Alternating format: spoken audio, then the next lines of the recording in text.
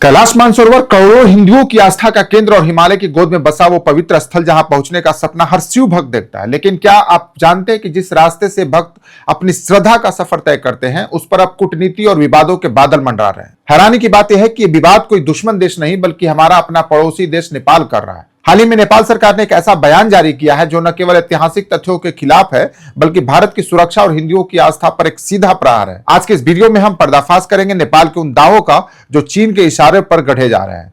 हम बात करेंगे 1816 की सुगौली की संधि की, काली नदी के विवाद की और क्यों लिपुलेख भारत के लिए सामरिक रूप से इनविंसिबल यानी कि अजेय है। नेपाल के विदेश मंत्रालय ने रविवार को एक बयान जारी कर भारतीय तीर्थयात्रियों से अपील की है कि वे लिपुलेख के रास्ते कैलाश मानसरोवर की यात्रा न करें। नेपाल का कहना है कि लिम्पियाधुरा, लिपुलेख और काला पानी का इलाका उसका हिस्सा है। इतना ही नहीं, नेपाल ने भारत और चीन दोनों को अपनी चिंता से अवगत कराया है।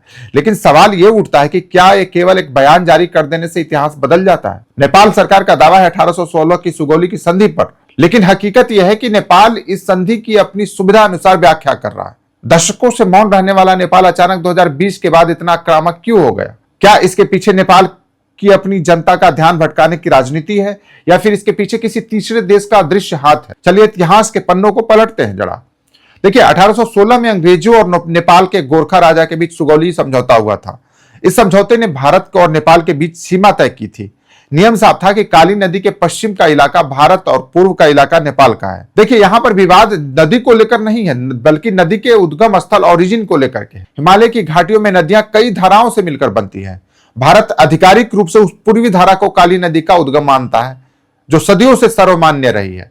अब इसके विपरीत नेपाल अब इस नई पश्चिम धारा को उद्गम बता रहा है ताकि वह काला पानी और लिपुलेख के बड़े हिस्से पर अपना दावा ठोक सके। यह वैसा ही है जैसे आप अपने घर की बाउंड्री को पड़ोसी के आंगन तक खींच दें और कहे कि पूरा नक्शा गलत था। नेपाल सरकार कहती है कि लिपुलेख उसका है, भारत कहता है कि काली नदी की शुरुआत पूर्वी धारा से होती है, जबकि नेपाल दावा करता है कि उसकी शुरुआत पश्चिमी धारा से होती है। और इसी एक बिंदु पर पूरा काला पानी विवाद खड़ा हो जाता है। नेपाल अगर पश्चिमी धारा को असली स्रोत मानता है तो पूरा काला पानी, लिपुलेख और लिम्पियाधुरा उसके दावे में आ जाता है। भारत के विदेश मंत्रालय के प्रवक्ता रणधीर जायसवाल ने स्पष्ट किया है कि लिपुलेख दर्रा 1954 से कैलाश मानसरोवर यात्रा का एक पारंपरिक मार्ग रहा है। यह कोई नई सड़क नहीं है जो कल बना दी गई हो। सदियों से व्यापारिक काफिले और तीर्थयात्री इसी दर्रे का उपयोग करते आए हैं।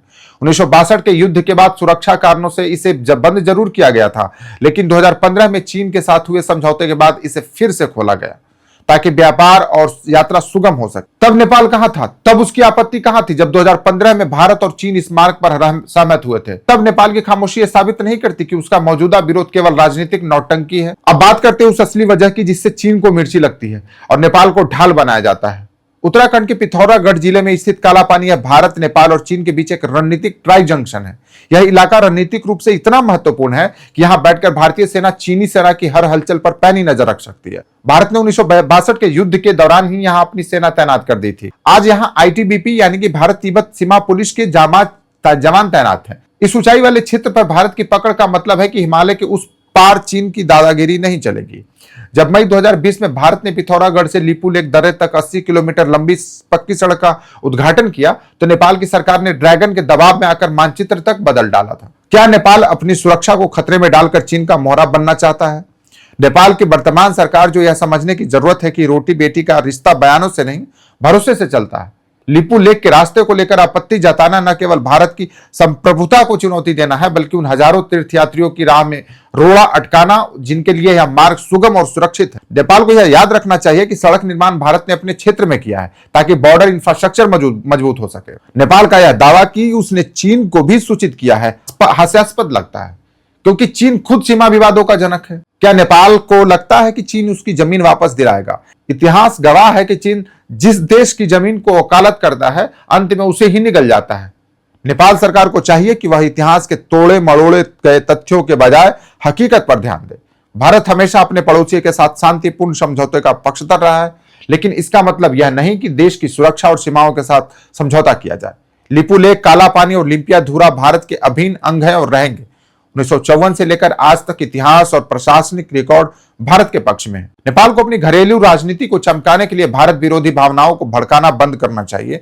तीर्थयात्रियों को रोकना और सीमा विवाद को हवा देना केवल संबंधों में कड़वाहट पैदा करेगा। भारत अपनी सीमाओं की रक्षा करना जानता है और अपने भक्तों के लिए अपने रास्ते बनाना भी। आपको क्या लगता है, क्या नेपाल का यह विरोध जायज है या फिर यह किसी बड़ी साजिश का हिस्सा है? अपनी राय कमेंट बॉक्स में जरूर बताएं और देश की सुरक्षा से जुड़े इस महत्वपूर्ण मुद्दे को हर भारतीय तक पहुंचाने के लिए शेयर जरूर करें। जय हिंद।